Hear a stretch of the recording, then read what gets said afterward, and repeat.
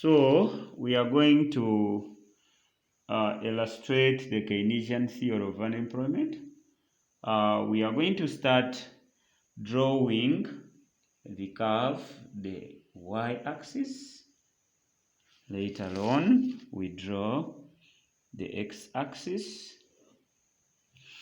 So the y-axis will have to represent aggregate demand and aggregate supply. X-axis indicates the incomes from the business sector, and we have our zero indicated here. Now we first draw the aggregate demand curve. It will start from above the zero line because of autonomous consumption, that at zero income levels demand has to be there. Therefore, the aggregate demand, we call this aggregate demand 2. Then later on, we draw the aggregate supply curve. It starts from 0 and makes the angle of 45. We can say 45 degrees. So we call this one aggregate supply. So at the point of intersection where aggregate demand is equal to aggregate supply, that is point E, or the point of equilibrium E2, we draw that one. Will have to indicate the incomes of the business sector or national income Y2. Then later on we come and draw the total product curve. The total product curve.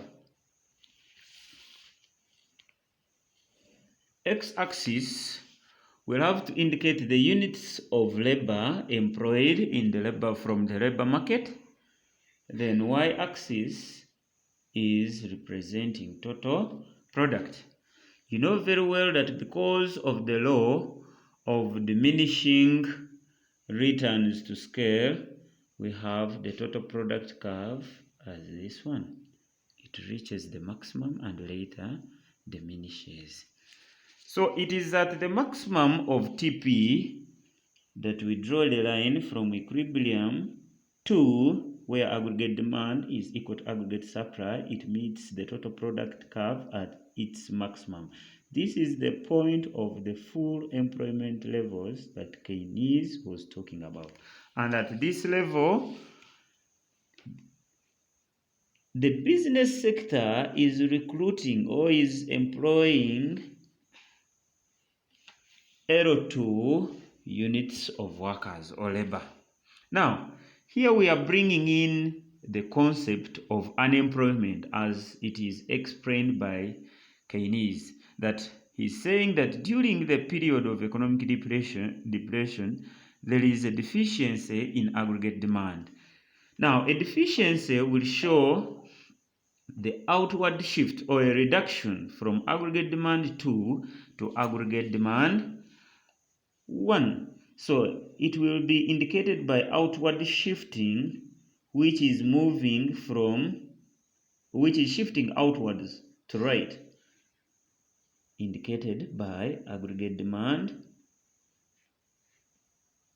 2, aggregate demand 1, aggregate demand 1. Now, at this level, you see that there is a deficiency, a reduction from aggregate demand 2 to aggregate demand 1. There is a reduction indicated. So it will have to change the equilibrium. So equilibrium, now we shall attain a new equilibrium 1. And this new equilibrium 1 will have to give us Y1 levels of income. So as you can see very well that there is a reduction in incomes. There is a reduction in incomes from Y2 to Y1, indicated by leftward movement. So a reduction of business incomes from Y2 to Y1 will have to force the producer to retrench off some workers, or will reduce the amount of workers that are recruited from the labor market. As you can see very well that it has reduced workers from L2 to this level, which is L1. Now, you can see that there is a reduction in the labor, units of labor recruited. So, there is unemployment because as a result of a deficiency in aggregate demand from aggregate demand 2 to aggregate demand 1, it reduces consumers' income from Y2 to Y1, causing him to retrench or lay off some workers from L2 to L1, hence causing unemployment. Thank you so much.